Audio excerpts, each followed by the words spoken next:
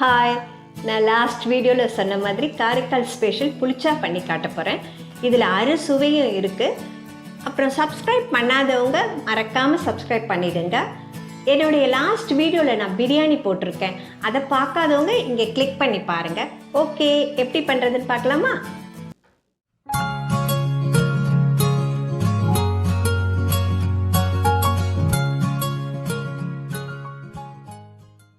கத்திரிக்காய் 1/4 கிலோ,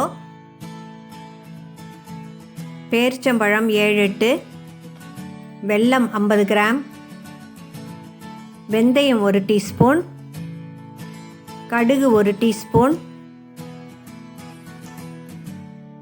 மிளகு 1 டீஸ்பூன், சீரகம் 1 டீஸ்பூன், ஒரு கொத்து கருவேப்பிலை, பச்சை மிளகாய் 3, தக்காளி 2,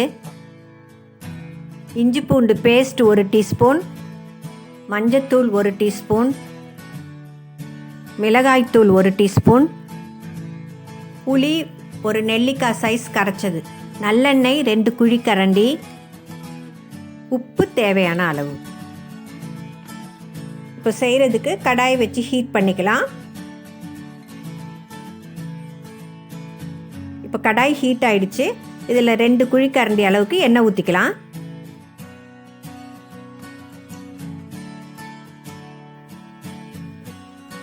எண்ணெய் நல்லா காஞ்சிருச்சு. இப்போ இதில் 1 டீஸ்பூன் கடுகு போடுறேன். 1 டீஸ்பூன் வெந்தயம் எடுத்து வச்சுருக்கேன், அதை அப்படியே போட்டுக்கலாம். 1 டீஸ்பூன் மிளகு, அதையும் அப்படியே போட்டுக்கலாம். இப்போ 1 டீஸ்பூன் சீரகம். இப்போ இதெல்லாம் நல்லா வெடித்து வர டைமில் நம்ம வந்து 1 கொத்து கருவேப்பிலை போட்டுக்கலாம்.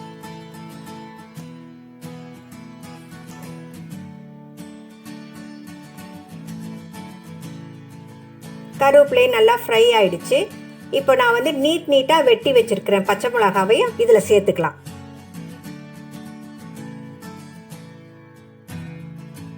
லைட்டாக வதக்கி விட்டுக்குவோம்.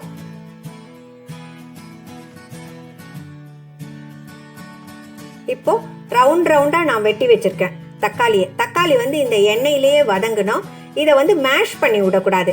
இந்த மாதிரி ரவுண்டாக வெட்டினா வெந்தும் வேகாததுமா இருக்கும், நல்லா இருக்கும். இதோட இப்படி போட்டோம்னா எண்ணெயை பற்றி சொல்ல மறந்துட்டேன்.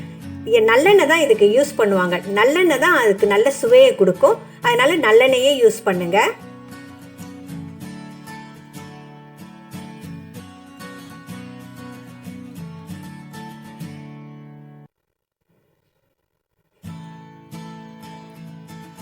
தக்காளி ஓரளவுக்கு அப்படி வெந்து வந்திருக்கு.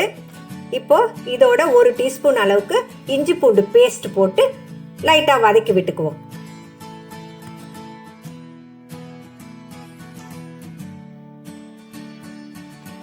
தக்காளி நல்லா வெந்துடுச்சு. இந்த ஸ்டேஜில் நம்ம வந்து கத்திரிக்காவை இதில் போட்டுக்கலாம். கத்திரிக்காவை வந்து அழகாக பூ மாதிரி வெட்டிக்கிங்க. 4ஆக வெட்டி அதுக்கப்புறம் இப்படி 8ஆக கீர்னிங்கன்னா பூ மாதிரி இருக்கும், அழகாக இருக்கும். அப்படியே முழுசாக இருக்கிற மாதிரியும் இருக்கும். இப்போ இந்த எண்ணெயிலேயே இதை வதக்கி விட்டுக்கலாம். இப்போ கத்திரிக்காய் வேகிறதுக்கு நான் இதில் கொஞ்சம் 1.5 டீஸ்பூன் அளவுக்கு உப்பு போட்டுக்கிறேன். அப்போ தான் கத்திரிக்காயில் உப்பு இறங்கும். இதை வந்து நீங்கள் ஜென்டிலாக மிக்ஸ் பண்ணணும், உடையாமல். இது அப்படியே முழுசாக இருக்கணும் கத்திரிக்காய். இப்போ இதை நல்லா மிக்ஸ் பண்ணி விட்டுக்கலாம். கத்திரிக்காய் வந்து எண்ணெயிலே வேகணும். இப்போ ஒரு மூடி போட்டு நம்ம இதை வேக விட்டுடலாம். இப்போ ஒரு 3 to 4 மினிட்ஸ் ஆயிடுச்சு. கத்திரிக்காய் நல்லா வெந்திருக்கும், நல்லா சாஃப்டாக வந்துருச்சு கத்திரிக்காய். இப்போ இதில் வந்து 1 டீஸ்பூன் அளவுக்கு மஞ்சத்தூள் போட்டுக்கிறேன். 1 டீஸ்பூன் மிளகாத்தூள்,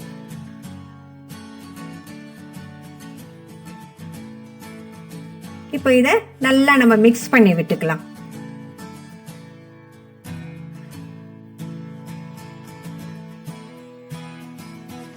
ஒரு எலுமிச்சம்பழம் அளவுக்கு புளியை வந்து நான் ஊற வச்சு அதை நல்லா திக் பல்பாக எடுத்து வச்சுருக்கேன். இப்போ அதை வந்து நம்ம இதில் சேர்த்துக்கலாம்.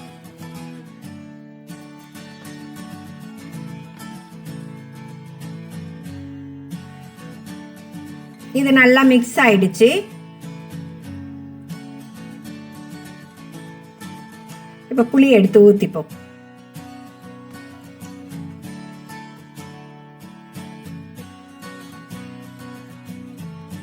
அதே மாதிரி ஒரு 7-8 பேர்ச்சம்பழத்தை எடுத்து ஊற வச்சிருக்கேன். வெது வெதுப்பான தண்ணியில் ஊற வச்சுக்குங்க. அதை நல்லா மேஷ் பண்ணி வச்சுக்கணும். அதையும் நம்ம இதில் சேர்த்துக்க போகிறோம்.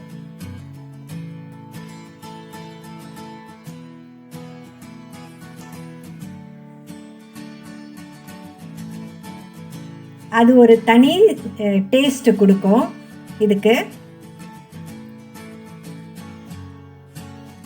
இப்போ ஒரு 50 கிராம்ஸ் வெல்லத்தை இடிச்சு வச்சிருக்கேன். அதையும் இதில் போட்டுக்கலாம். போட்டு எல்லாத்தையும் நல்லா மிக்ஸ் பண்ணி விட்டு ஒரு மூடி போட்டு 1 மினிட் இதை வேக விட்டுடலாம்.